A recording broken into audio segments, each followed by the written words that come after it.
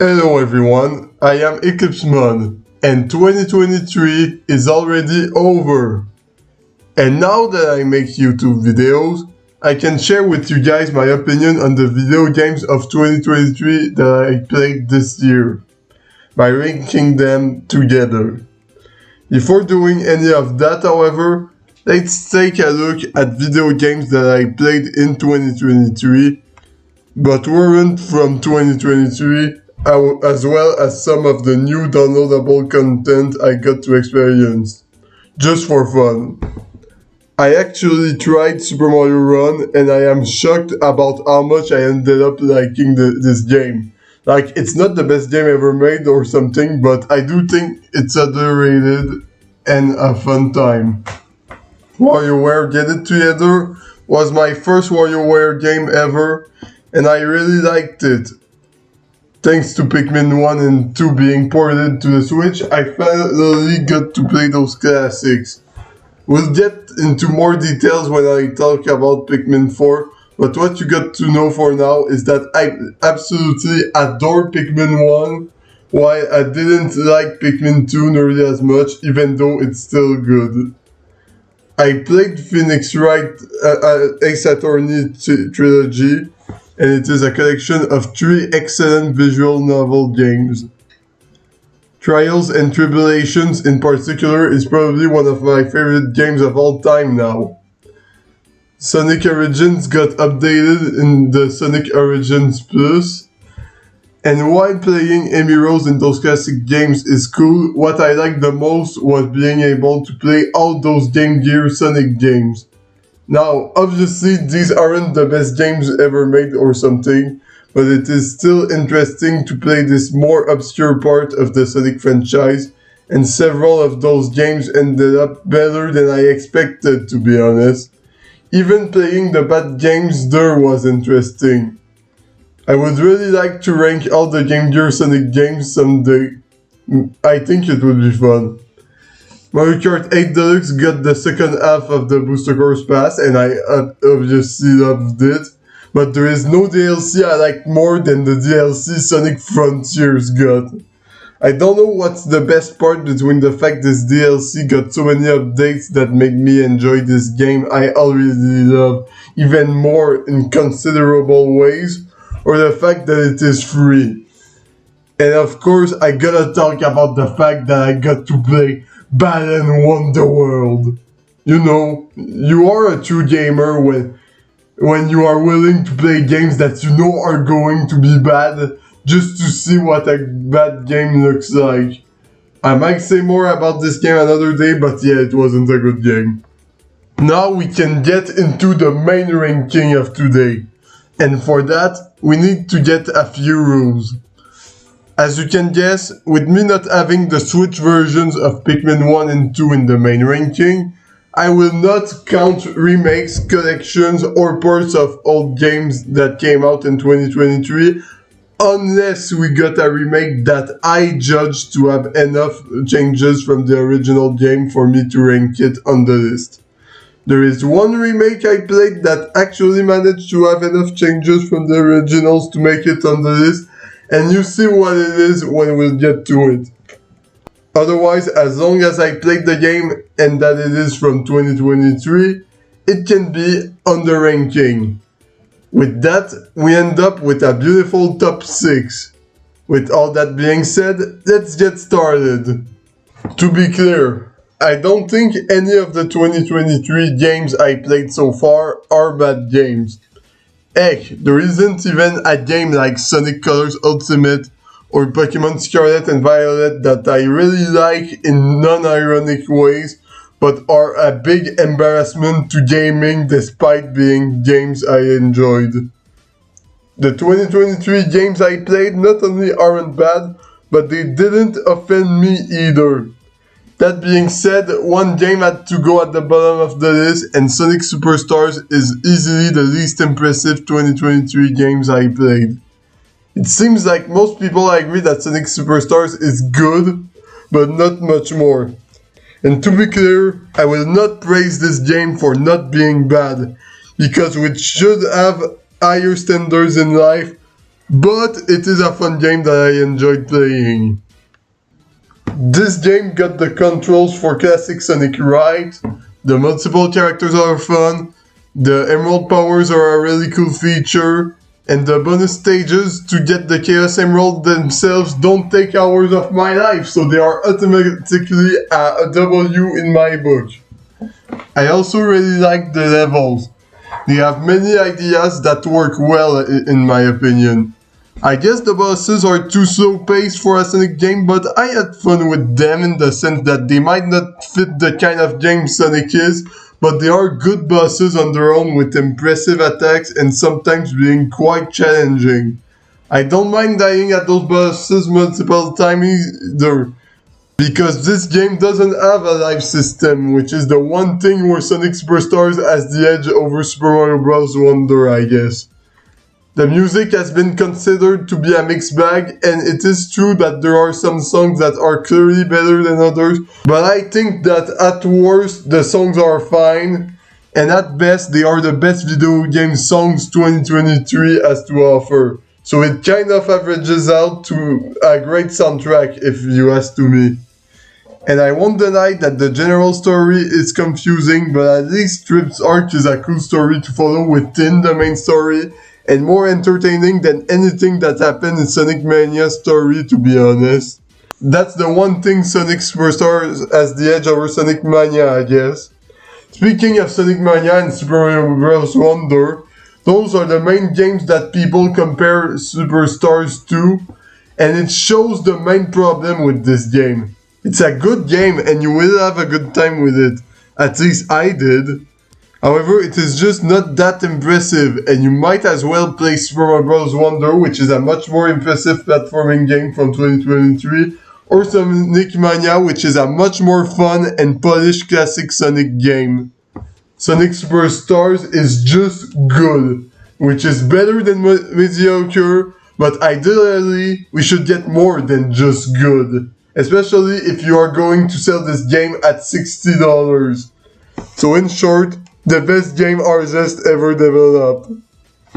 Here is the one remake on this list. Kirby's Return to Dreamland Deluxe is a great remake of one of the best Kirby games, and in fact this version of Return to Dreamland might be my favorite 2D Kirby game ever.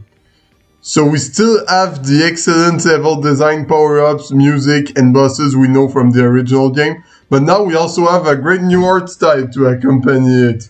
I understand the people who don't like the new art style, but I am not one of those people. Return to Dreamland Deluxe looks amazing. You also have the new Sen and Mech abilities, and there are already some of the best copy abilities ever made. But the standouts are the new modes. First, there is Mary Magdalene. Kirby is known for having small mini-games on top of the main game, and Mary Magdalene brought back several of those mini-games on top of some new ones. And not only does it make Return to Dreamland Deluxe the game with the most mini-games, but there are many very fun and challenging missions to do. And then there is the Magolor Epilogue. So Modern Kirby is known for having extra adventure modes where you play as different characters from Kirby, like Meta Knight, King Dedede, or the Star Allies and Dream Friends. As you can guess, the Magolor Epilogue makes you play as Magolor, but here is the catch. You see, where other similar modes makes you redo an older but shorter version of the main story, Magolor Epilogue has completely new level design and even some mechanics that are unique to this game mode, like unlocking new moves to make Magolor stronger, and this super fun and addicting combo system.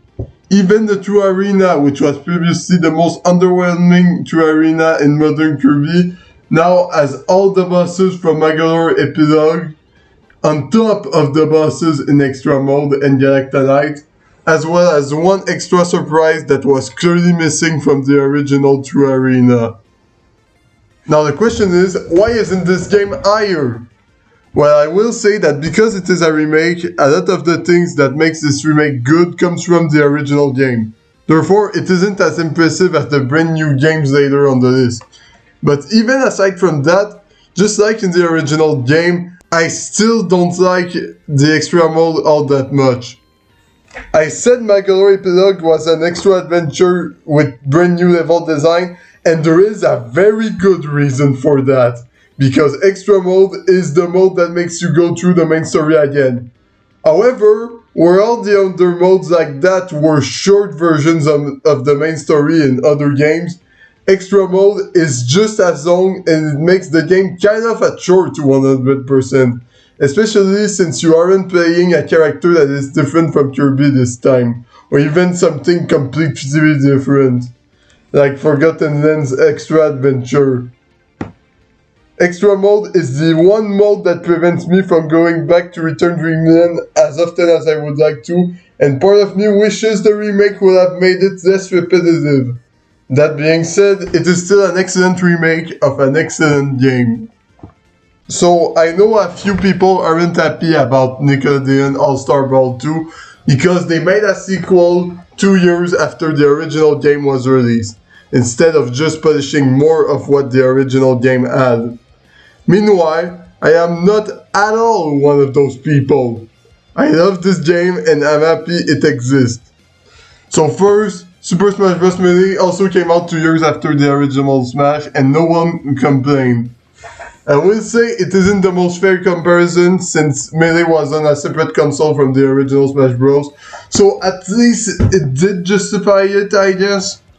However, the second and more important reason is that Nickelodeon All-Star Brawl 2 barely plays the same as the original, to be honest. On one end, I do think it's kind of a shame because I like the things that made Nickelodeon All-Star Brawl 1 unique from Smash Bros. And now it's basically the same thing as the Super Smash Bros. Franchise, but with aerial smash attacks and unique air dodge mechanics.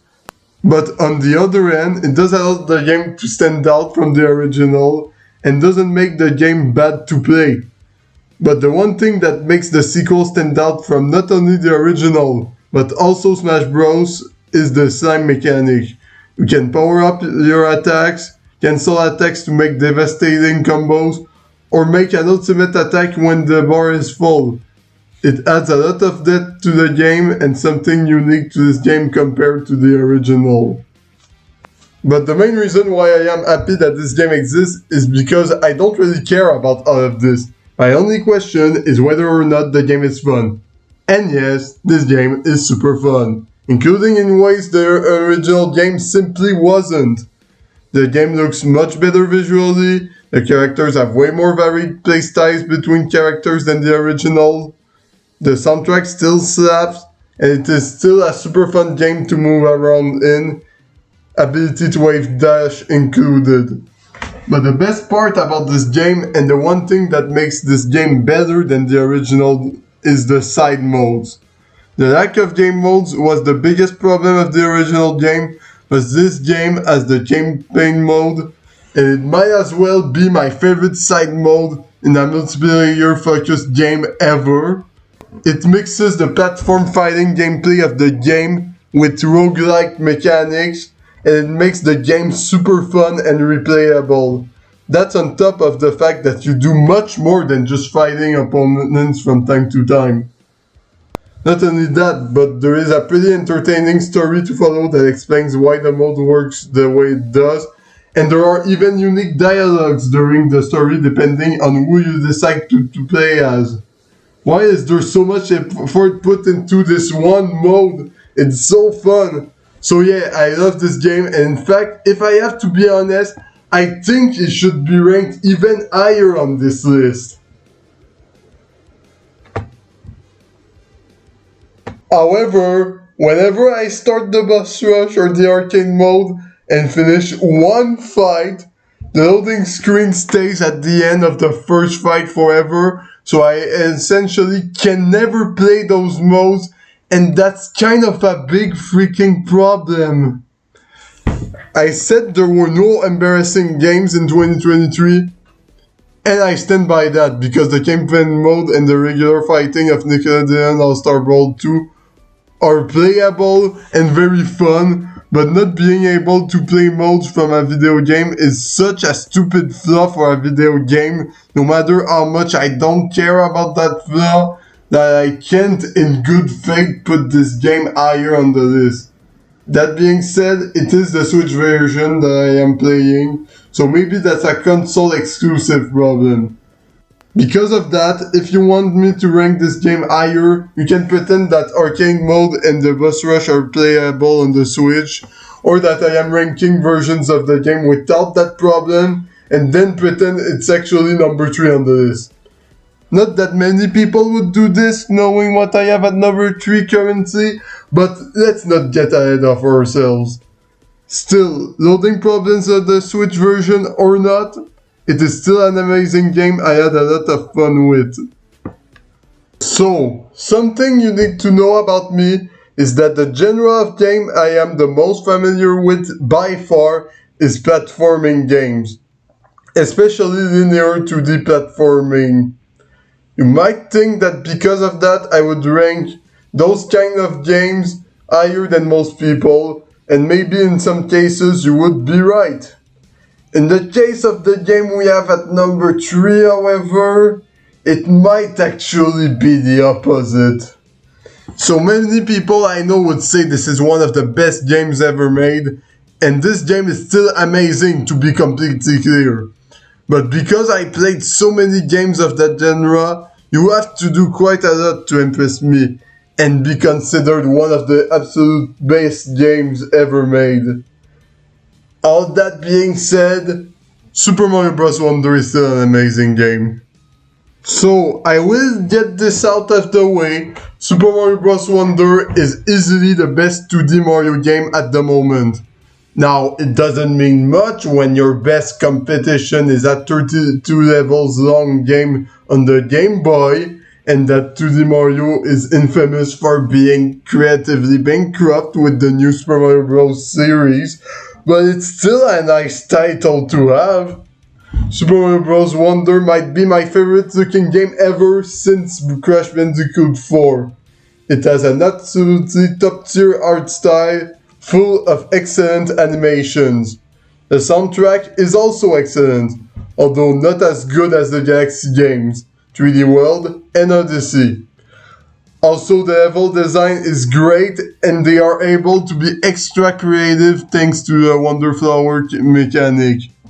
It's also a super fun game to fully complete, but the best part of this game is the badges. You can customize the way you play thanks to those badges, which adds replayability, and it is something that makes this game unique from the Mario games that don't have this feature. So yeah, I love Super Mario Bros. Wonder. However, there are several linear platformers, especially 2D ones, that impress me much more than Super Mario Bros. Wonder.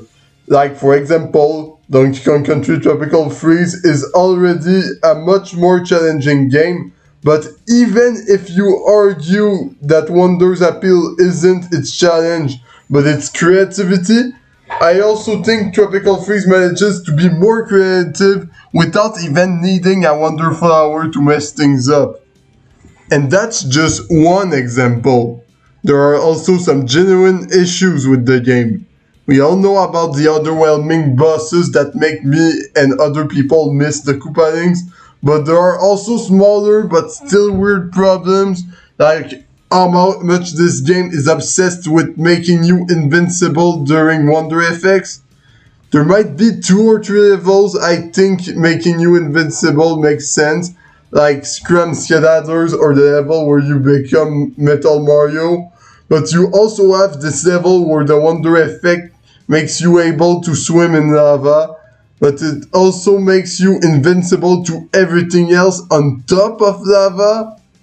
Or this level where you need to dodge lightning while floating in the air, or at least you would have if you didn't get stars constantly, which completely defeats the point of having lightning to dodge in the first place. Like, there are just several points in this game where I am just confused about what the developers were going for, and not in a good way. It's because of things like that that I still think Super Mario Galaxy 2 is the best Super Mario game there is. At least Mega Hammer and Bowser Jr.'s Boomsday Machine are some of the best bosses in the franchise, which is more than you can say about Wonder's bosses. But hey, I am only so critical about this game because I am ranking it alongside other great games, and that it already received an endless amount of praise from critics and Mario fans I talk with on Discord. So, like I said in the intro, I absolutely love Pikmin 1, but don't like Pikmin 2 as much. That's because I think Pikmin 1 gives you the incentive to complete tasks super fast thanks to the time limit of 30 days, which makes Pikmin 1 a lot more engaging, and the same thing goes for Pikmin 3 with its juice mechanic. Meanwhile, the general lack of time limit in Pikmin 2 makes it not nearly as interesting. Or at least that's what I thought before Pikmin 4 came out. When I learned that Pikmin 4 would be closer to how Pikmin 2 plays than Pikmin 1 and 3, I was obviously skeptical because of how Pikmin 2 turned out. Then I played Pikmin 4 and it's actually the best Pikmin game ever. But then I asked myself, why do I like Pikmin 4 that much more than Pikmin 2, despite having similar structures? Well, first, unlike Pikmin 2, which almost entirely removed the urgency of Pikmin 1 outside specific moments like the submerged castle, Pikmin 4 has the night missions, the Dendory missions, and even a post-game adventure that is basically Pikmin 1 in 15 days instead of 30. And they all encourage you to complete tasks fast, just like Pikmin 1 and 3 did. Second, Pikmin 4 made me realize that the problem with Pikmin 2 wasn't the lack of an incentive to complete tasks fast. The problem with Pikmin 2 is instead that it tried to be a dungeon crawler and wasn't that good at it, and for mainly one reason. You see, the caves in Pikmin 2 were randomly generated, and this made the caves in Pikmin 2 super boring and uninteresting whenever you aren't dealing with Pikmin 2's brutality. Like creating all those dungeons in Pikmin 2 is the occasion to make some very interesting puzzles and enemy placement, but aside from the few time an enemy and treasure isn't randomly generated, you can never have those kind of puzzles, and the enemies can only be placed interestingly by accident, which isn't really fun. But in Pikmin 4, the caves aren't randomly generated, and as a result, there are way more moments where thoughts were put into the level design of the cave, and it's much more engaging that way. And I guess the fact the caves in Pikmin 4 are a lot shorter makes the moments where you are in a cave much more special. And I must admit that the Pikmin 2 caves aren't hard in a fun way, so Pikmin 4 not being as brutal might help too. You know what is difficult in a fun way though? Getting a platinum medal in the Dendory missions. Yeah, in general, Pikmin 4 is a pretty easy game, and Pikmin 1 still has the best difficulty balance in the franchise, but there is definitely some challenge in this game when you know where to look. That is on top of the game being super charming, having amazing visuals, and creating Ochi and Moss, which are absolutely peak. And Louis is an even bigger asshole than ever before, which is absolutely perfect. If I must nitpick, I guess the soundtrack isn't super memorable, but at least it works at creating ambience. And the bosses are a downgrade from Pikmin 3, even though they are still good in general. Yeah, I guess that's it. Go play Pikmin 4. It's a great game. However, there is one game I like even more. Gravity Circuit, baby! Woo! Yeah, depending on how much you know me, you either saw that coming a mile away or wonder what the fuck is this game. Shout out to the few people who know Gravity Circuit but only just discovered my existence. But yeah, this game, inspired by the many Mega Man games there are, is absolutely peak and is honestly better than almost every Mega Man games there are. The game has amazing controls, and you can do some of the coolest shit ever without even being a speedrunner. There are multiple equipment you can use to enhance replayability and do all sorts of things. The level design is absolutely top of the line. The bosses are some of the best I ever faced in a video game. This game takes Celeste's philosophy of being a hard game with very low punishment, since you have infinite lives and no obstacles kill you in one hit, which makes you use your life bar to its fullest. On top of all that, this game looks rad as hell and the soundtrack is amazing. Even the story is pretty solid. I am so happy that a random trailer of this game caught my attention and that I remembered it when people started to say that this game is amazing, which convinced me to play this masterpiece. I still recommend anyone to check this game out if they haven't already, and might continue to do it as the years go on. So yeah, this was my ranking of the 2023 video games that I played. Don't hesitate to share your favorite games of 2023 in the comments, or to say how wrong I am. I am Eclipsemon, and I wish you a good day, or night, or anything else.